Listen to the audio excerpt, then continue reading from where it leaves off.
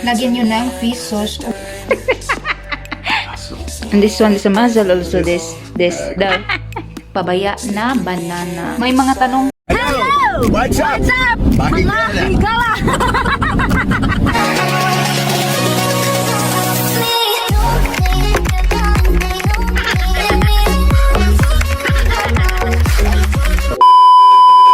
Good morning, majung buntag, mga kahigala, gwapa o gwapo.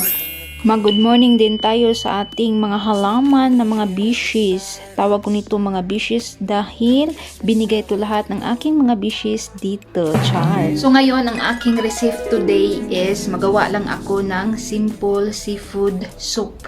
Yan lang, wala na kaming mga karne dito. Hindi pa kami bumili. Next week is pupunta kami sa Port Elizabeth. Again and again. Mga ingredients, carrots, creamy chicken, onion, green pepper, ginger, spring onion, tomato, mussel, at tsaka seafood mix. Mag-boil na ng tubig, tapos ilagay ang onion, ginger, and then mussel, tapos timplahan na, maglagay ng salt, pepper, and then ilagay na din ang carrots. Tapos ito, ilagay mo sa bowl, tapos maglagay ng tubig na boiled ba. Tapos i-mix. Ilagay na ang mixed seafood. Ito na yung creamy chicken, nilagyan ko ng kaunting tubig, tapos mini-mix ko. So ito na kalabasan, oh. Ilagay mo na. Ang last, ilagay ang green pepper, tomato, tapos spring onion. Maglagay din ng fish sauce, pero depende yan sa inyo mga kahigala. Lagyan nyo din ng chicken cube. Sa akin is half lang ang ilalagay ko. Kasi maalat na. Luto na ang aking simple seafood soup. Nagsaing na din ako mga kahigala. Time to ligo na. Pagdating ni banana is mabango na ako. Para mabuo ang tainga, ilong, char. Hindi pa dumating ang aking menstruation mga kahigala. 1 week delay na ako. Became a man in my dream. Dan, mag-blower muna ako sa aking buhok mga kahigala. Yung binigay ni Ate Cindy sa akin ba? Oh.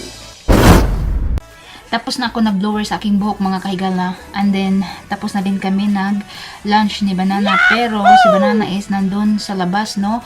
May binili saglit. Ang kaniyang ligid sa iyang bike is naguba. So, kailangan muna siyang mag-order para may bago, para mapalitan na. Practice ako nito mga kahigala kasi first time ko pa magamit ng ganitong pa-straight ng buhok. Kasi before is mahilig talaga ako magpariban. Kaso wala na akong pang-riban ngayon. So, tiis muna tayo nito. May mga tanong pala. Si Virginia Cruz. Shout out sa iyo, Ma'am Higala.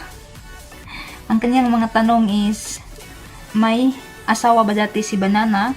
At anak or pamilya lang ba? Oo, may anak si Banana. May pamilya din siya. At may asawa din noon. Tapos na ako nag-straight sa aking buhok mga kahigala, pero hindi ko alam kung okay na ba to. Si Banana is nandun na, dumating na, nag-adyo-adyo na sa kanyang uyab. And then ang aking flower, marami na sila, aking mga bishes, paikag. So yun is, magtuloy-tuloy muna tayo sa ating pag-uusap ba, yung tanong ni Ma'am Virginia Cruz. Yun na nga, di ba sinabi ko sa inyo noon na walang anak si Banana.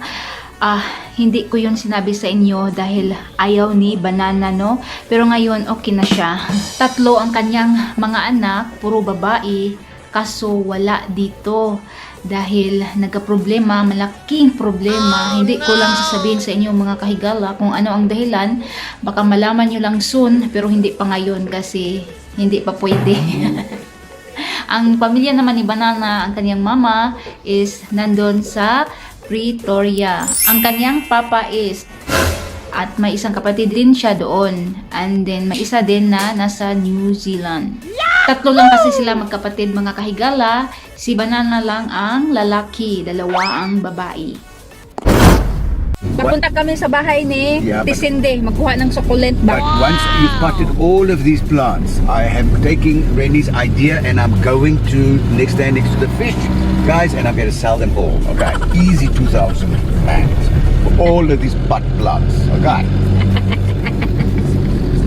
More babies na naman mga thank you, higala. Bishies or plantites. Thank you. I'm going to make at least 2,000 for all of these plants. Okay.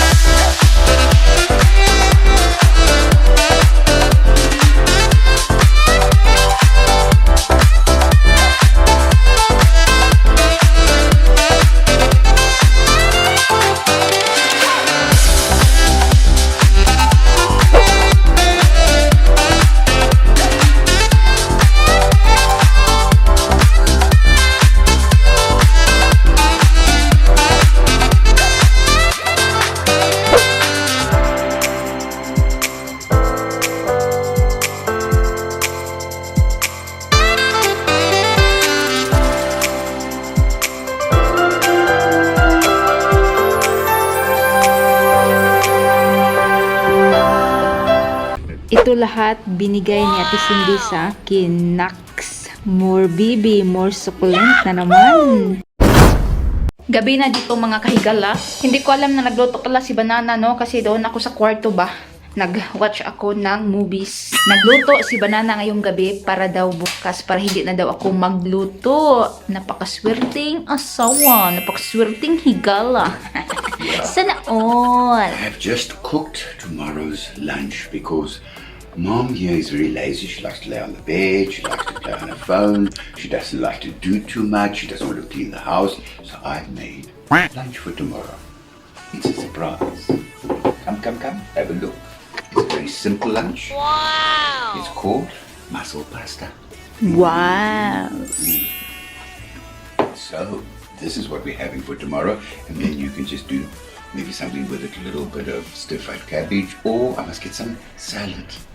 Salad with it will be nice. Okay? Because What you doing? I have to cook now again because you said that's not enough. It's just a little. These are all the ingredients.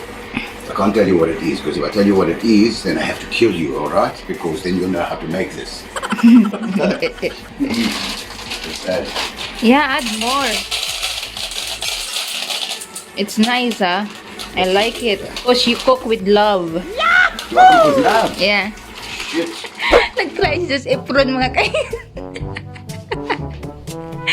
Sisibig ka na, Simal.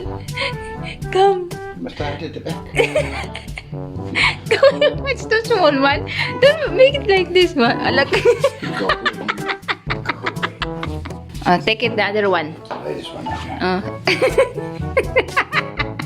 This is a nice one. Pink one. Nice one. Doesn't tie the way. You see what I have to do? I have to cook for this lazy woman, okay? And then all she does, this is what she does. She eats these all day long, okay? You see the little cupcakes? This is what she eats. And you know why she's getting fat? Fat. I don't want it.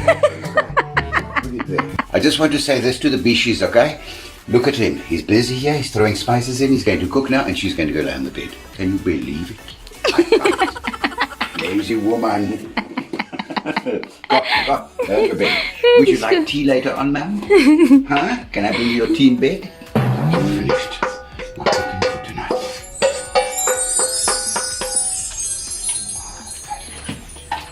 Yeah.